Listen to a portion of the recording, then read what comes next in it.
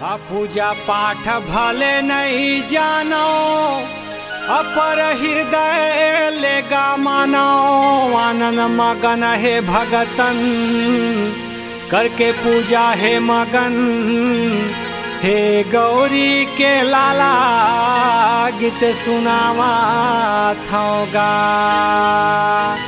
बोल गजानन स्वामी की जय।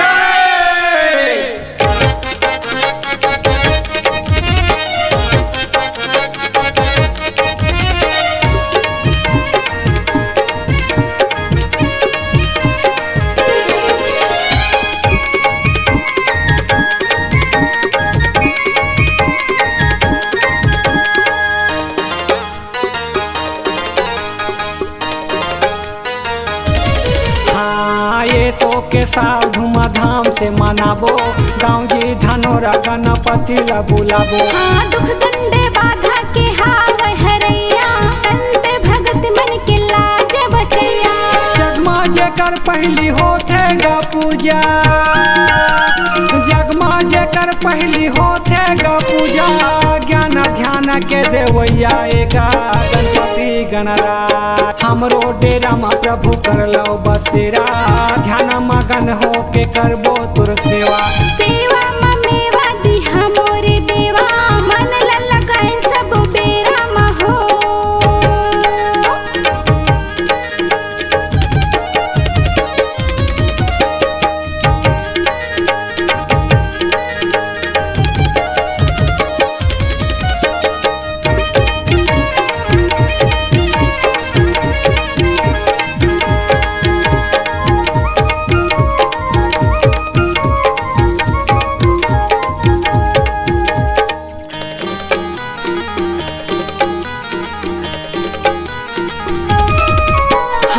संत हृदय लछे मने बाबा जी तोरे गाथा ला सुनावे। नन पंडा यौ बबलू खिलेश्वरे आरती फूल सजावे।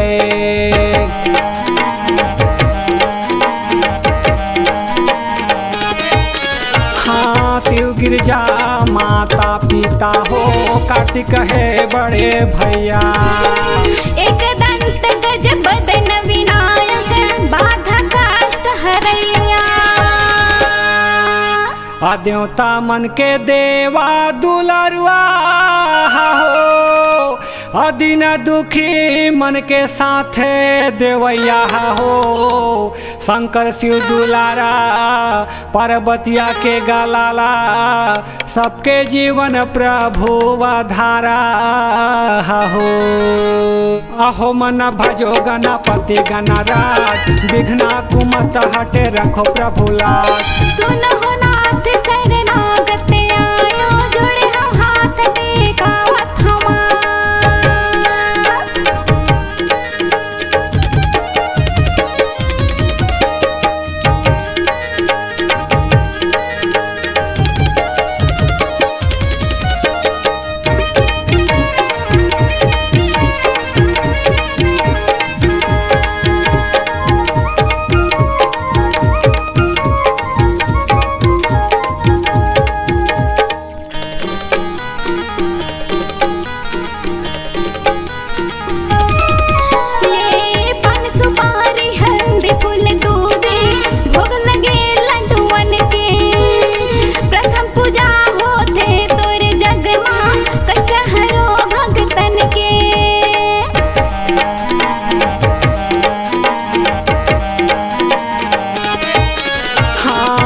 सुपारी हल्दी फूल दूबी भोग लगे लड्डूवन के।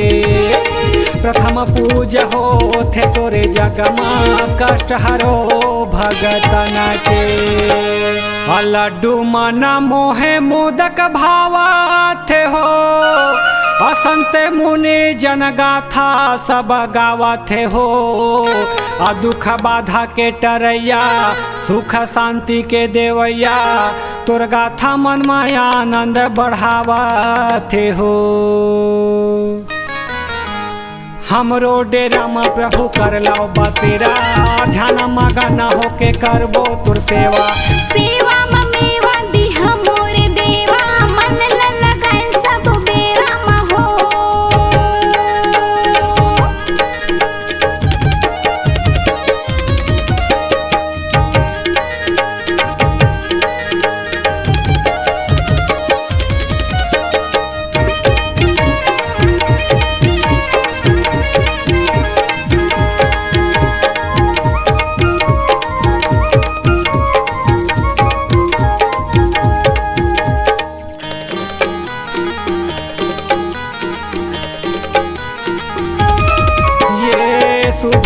भतोरे अंश हे स्वामी तीन लोक माँ प्यारा। रिद्धि सिद्धि मन चंवर डोलावे हे प्रभु दीन दयाला।